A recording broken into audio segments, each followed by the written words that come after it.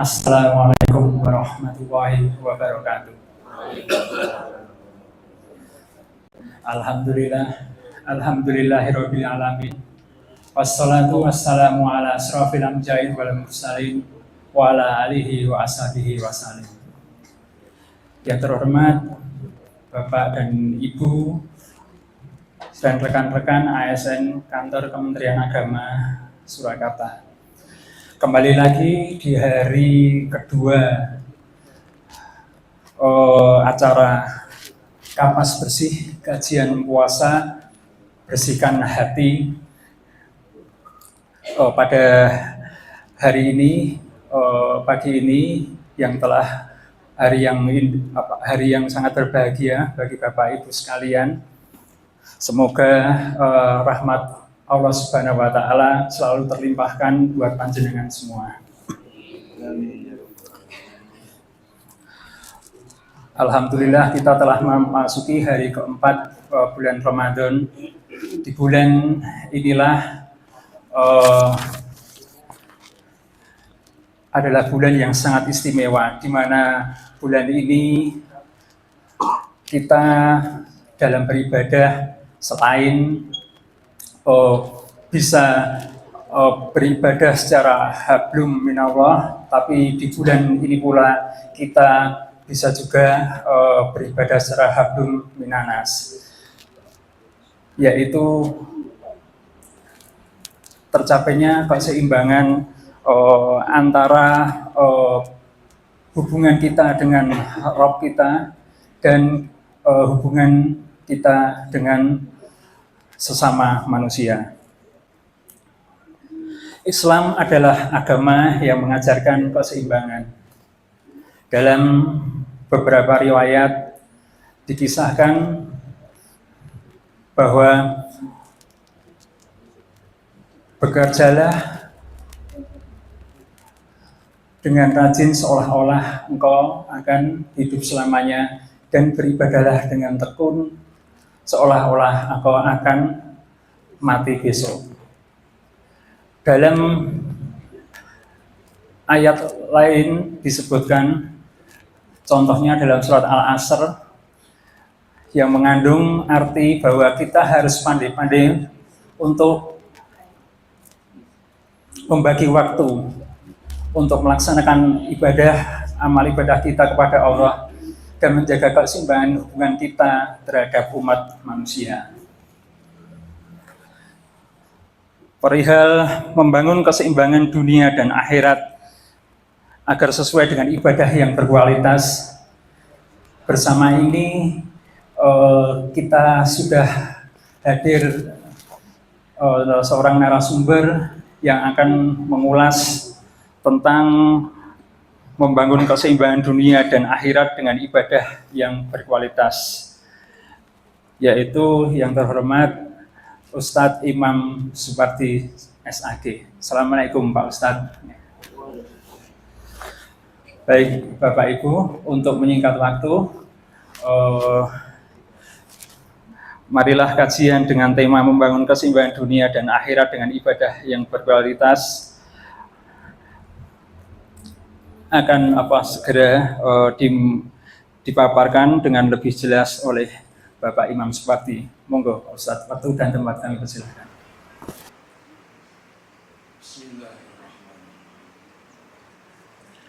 Assalamualaikum warahmatullahi wabarakatuh.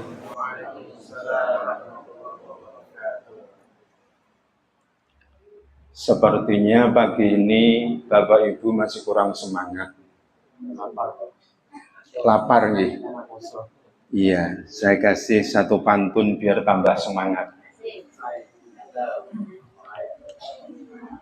Jalan-jalan beli bubur ayam,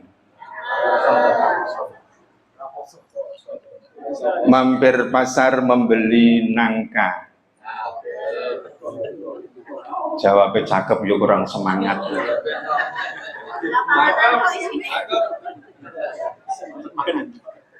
Bapak Ibu yang menjawab salam, saya doakan masuk surga. Nah, sing dari dhewe iki ya tetap rame ya, enggak masalah, itu memang tujuan kita. Nggih. Saya ulangi tadi yang jawaban terakhir, penjenengan jawab salam, insya Allah masuk surga. Assalamualaikum warahmatullahi wabarakatuh.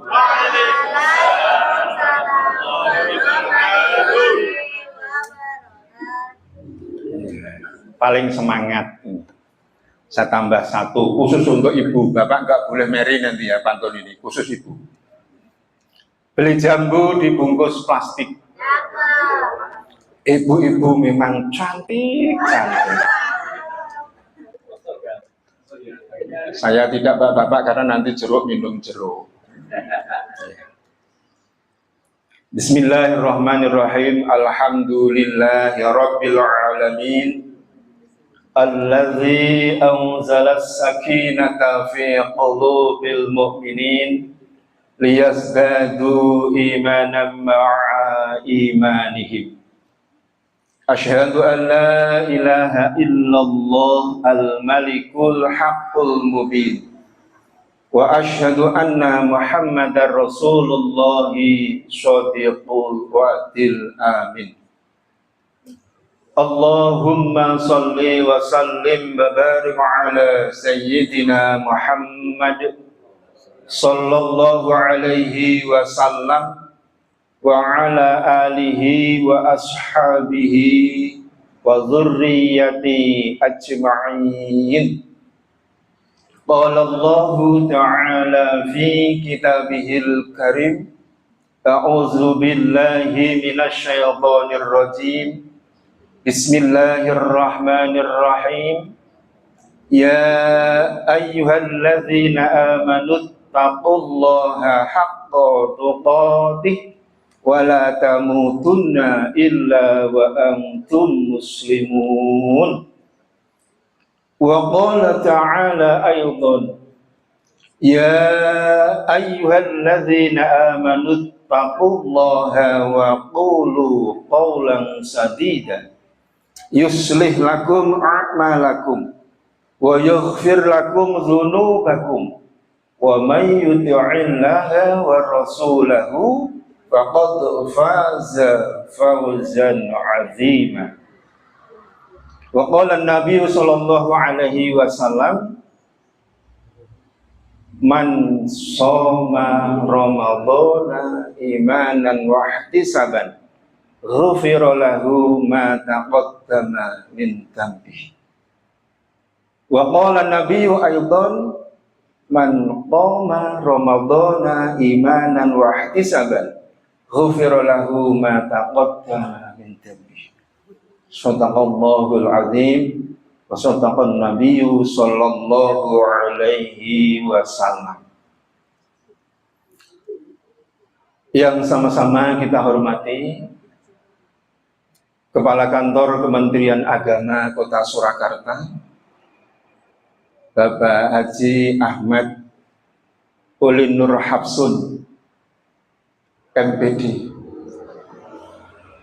Yang kami hormati Bapak Kasubag TU, Kantor Kementerian Agama Kota Surakarta.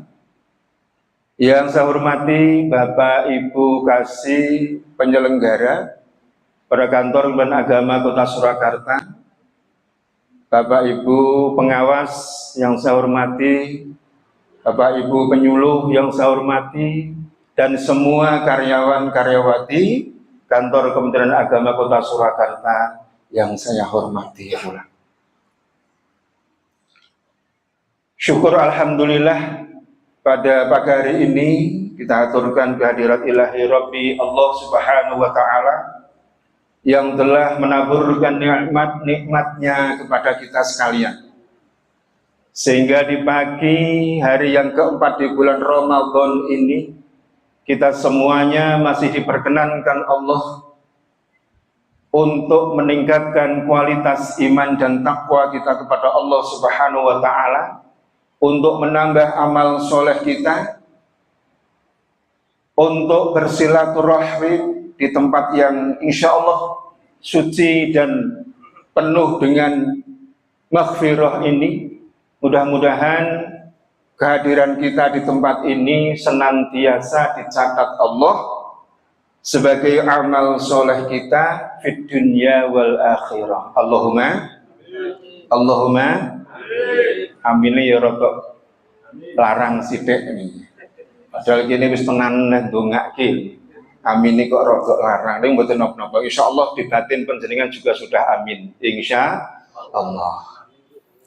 Salawat dan salam semoga senantiasa tercurah kepada junjungan kita baginda Nabiuna Muhammad sallallahu alaihi wasallam, keluarga, para sahabatnya, dan juga seluruh pengikutnya, wabil khususul khusus bagi Bapak Ibu sekalian yang hadir pada kesempatan ini. Mudah-mudahan nanti di yaumul qiyamah semuanya diselamatkan Allah Subhanahu wa taala. Allahumma amin ya rabbal alamin. Bapak Ibu sekalian, alhamdulillah, apa kabarnya? Apa kabarnya Ibu sekalian? Baik. Masih semangat? Ya, alhamdulillah. Pokoknya saya lihat kalau tadi malam sahurnya itu ketok menunya bergizi ya ketok semangat gitu. Nah, sing rotok ngantuk mungkin orang sahur, kerinan bisa juga ya. Insya Allah semuanya penjenengan semua hari ini smart, semuanya sehat walafiat, semangat. Alhamdulillah. Baik, Bapak sekalian rahimakumullah, seperti yang disampaikan oleh moderator tadi, ya. Rasanya kaya neng TV tadi, ya. Kaya neng TV, bincang-bincang di TV, ya. Masya Allah, itu luar biasa. Ya. Hari ini kami diberikan tugas oleh atasan, oleh pimpinan, oleh panitia Ramadan untuk menyampaikan terkait dengan bagaimana membangun keseimbangan hidup dunia akhirat dengan ibadah yang berkualitas. Ini kadang saya juga mikir Bapak sekalian, aku dewe urung kualitas ibadahku, gue terus tak kandak, tak sampaikan apa. Namun karena ini tugas Bapak sekalian, apapun tetap akan kami sampaikan. Mudah-mudahan penjenengan semuanya ibadahnya selama ini sudah berkualitas. Allahumma amin ya rabbal alamin. Bapak sekalian yang dimuliakan Allah Subhanahu wa taala, keseimbangan antara kehidupan dunia dan akhirat merupakan impian setiap muslim yang ingin sukses dua alam. Ya, yang ingin sukses dua alam, impian kita semuanya. Semua kita kepingin hidup ini di dunia ini juga sa'idun, di akhirat juga sa'idun. Saya metik apa yang disampaikan almarhum kiai saya Bapak Muhammad Amir Esya yang membawa saya ke Solo. Beliau kalau pidato senantiasa tidak lupa ya, untuk mendoakan sa'idun fid dunya wa sa'idun fil akhirah. Kita bisa bahagia di dunia, juga nanti di akhirat akan juga mendapatkan kebahagiaan. Ini tujuan kita semuanya. Keseimbangan ini dicapai melalui yang ingin sukses dunia akhirat, melalui jalan kehidupan dunia tanpa melupakan tanggung jawab akhirat. Ini kadang-kadang Bapak sekalian, kita ini kurang seimbang. Ya, kalau kita timbang mungkin aktivitas kita ya, antara aktivitas dunia dan aktivitas akhirat kira-kira masih berat yang mana Bapak sekalian? Banyak yang mana yang kita lakukan? Banyak mana? Halo? Ibu-ibu mang yo wis dikandake cantik bareng ora pati jawab. Nah, itu. Aktivitas kita selama ini kira-kira kalau ditimbang itu berat ya aktivitas dunia ataupun berat di akhiratnya. Kata putih Bapak sekalian, berat yang dunia. Kenapa? Karena kita masih posisi berada di dunia, posisi di dunia. Ya.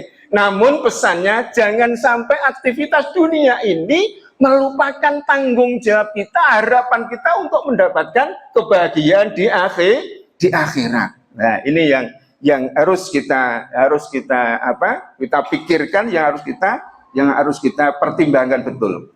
Salah satu cara yang terpenting untuk mencapai keseimbangan ini adalah dengan meningkatkan kualitas ibadah kita kepada Allah, bukan hanya kuantitas.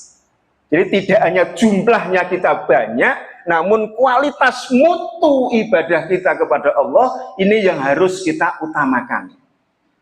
Karena ada bapak sekalian rahimakumullah, kalau ditanya, Bu, sampun sholat sampun. Nah, sholatnya panjenengan pripun? Pokoknya kula nggih ngugurke kewajiban. Enten mboten kira-kira?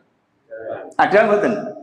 Nah, ini melaksanakan kewajiban kita kepada Allah bukan dengan memikirkan, mengharapkan atau berupaya untuk kualitasnya. Ini kadang hanya untuk menggugurkan kewajiban. Bahkan mungkin bisa kepada kita semuanya di waktu-waktu tertentu. Karena segera ada kegiatan banyak sekali, waktu sholat sudah mepet, sehingga sholatnya sekedar untuk menggugurkan kewajiban. Kita tidak memikirkan kualitas apa yang kita lakukan.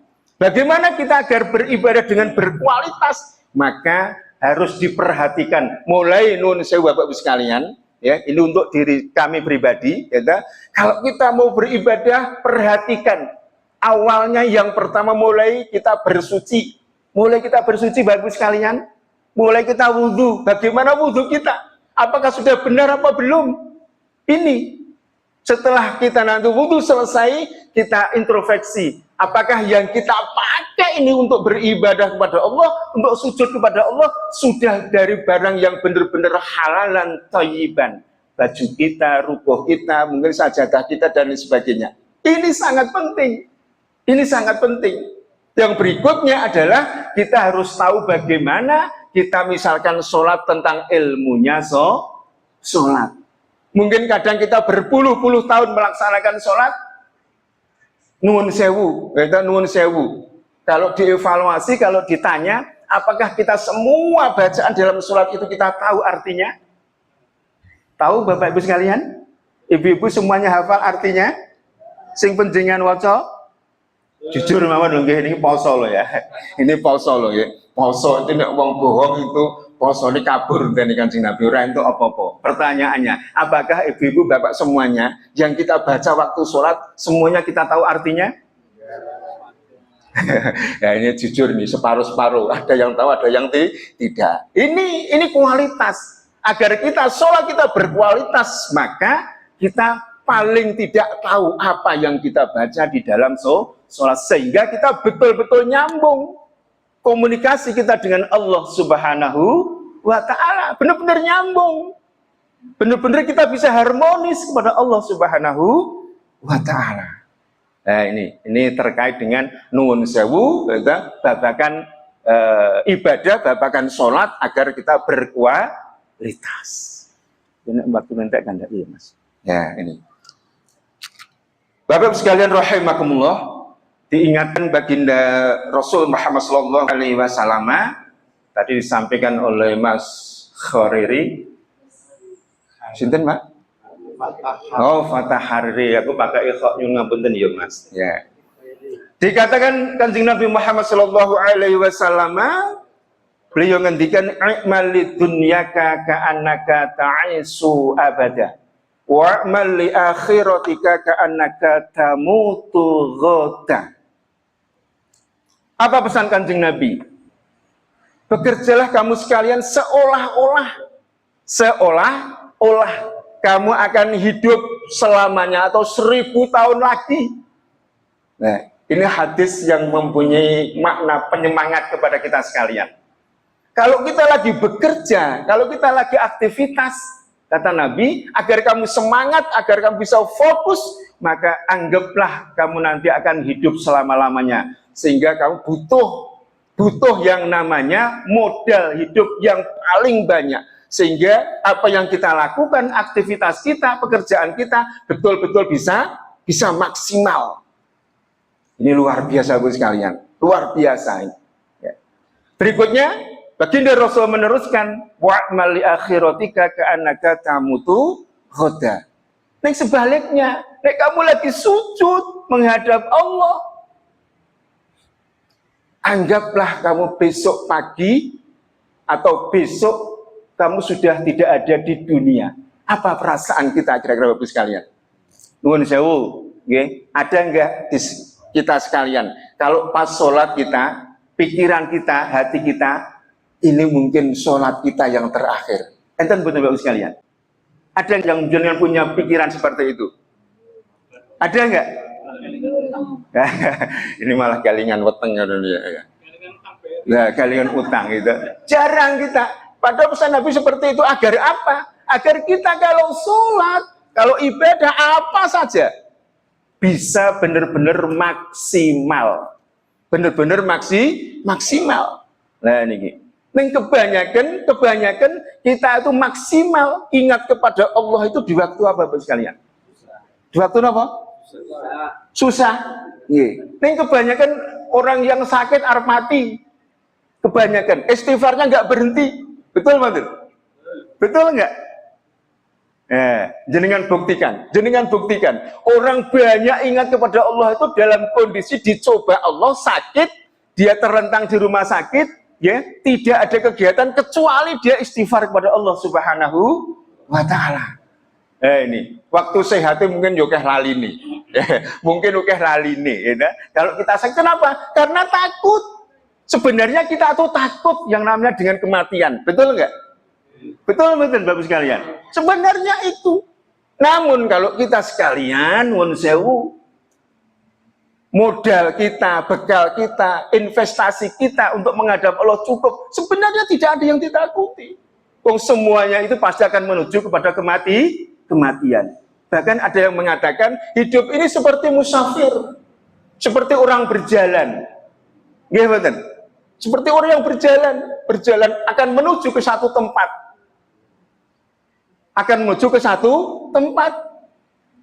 Baik cepat maupun lambat maupun lama pasti akan menuju ke suatu tempat. Akhirnya kita sekalian pasti akan menuju kepada kematian. Bahkan ada yang mengatakan urip kuwi ibarate padha karo mampir ngombe.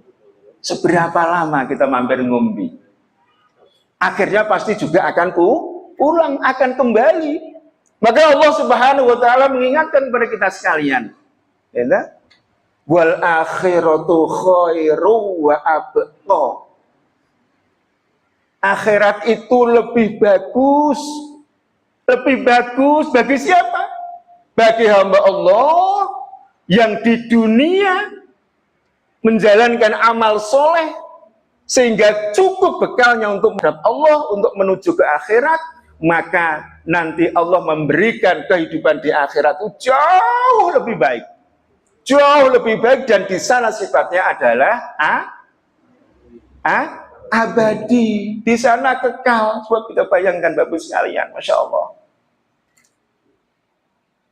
Kita itu kadang-kadang mempunyai gawe. Mau mungkin menikahkan anak, mungkin mau punya gawe apa. Berapa bulan sebelumnya kita sudah persiapan luar biasa. Betul nggak? Betul betul. Nah, ini kadang-kadang kita lupa. Kita yang akan pasti itu kadang-kadang kita mempersiapkan amal itu hanya sekedar menggugurkan kewajiban dan lain sebagainya. Padahal kita nanti butuh yang namanya amal yang cukup banyak untuk hidup kekal di akhirat. Maka tadi Kanjeng Nabi ngendikan, kowe nek pas beramal soleh, kalau pas ngibadah, neng ati ini loh, anggaplah itu ibadah yang terakhir yang kita lakukan, sehingga kita bisa fokus, kita bisa maksimal dalam beribadah itu. Kemarin Ustaz Musoleh ngendikan, lo dekonco Pak, kalau renek tondo kok ngerti mati, saya deg-degan Bapak sekalian. Teman saya seusia saya yang meninggal sudah banyak. Kemarin sebelum puasa kurang 3 hari, teman saya akrab dengan saya, satu alma mater, satu teman berdakwah, sudah meninggal juga, baru 54 tahun di bawah saya. Saya takziah juga mikir, wah di konco ini sing seusia saya kok sudah meninggal. Saya juga mikir karo rodok wedi. Guna aku mati, anakku urung do rabi. Bojoku engko sing ngopeni sapa? Itu sudah dipikir ya, penjenengan mesti yo mikir, saya yakin ya itu, ini Masya Allah. Ini kenapa demikian?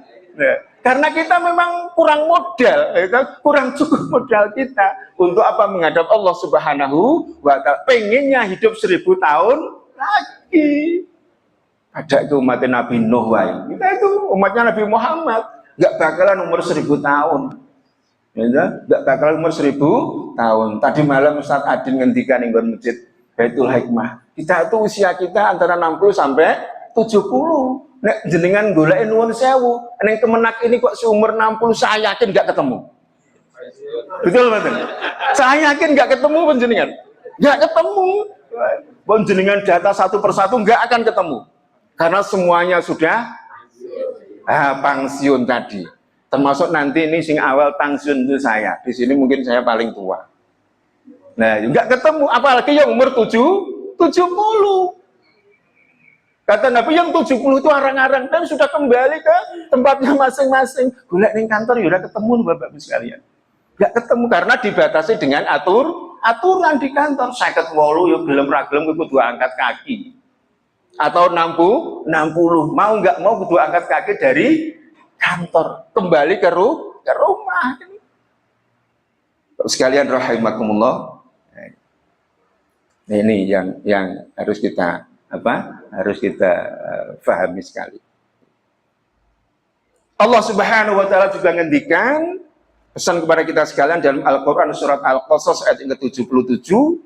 Allah berfirman, a'udzu billahi minasyaitonir rajim wabtaghi fima atakallahu darul akhirata wala tansa nasibaka minad dunya.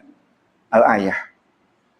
Kata Allah, carilah pada apa yang telah dianugerahkan Allah kepadamu, kebahagiaan negeri akhirat.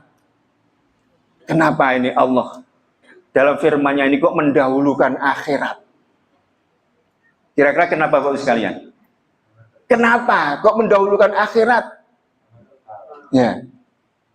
Karena akhirat jauh lebih lama. Akhirat jauh lebih lama, kekal. Maka butuh bekal yang sebanyak-banyaknya. Tidak didahulukan dunia. Namun apa kata Allah?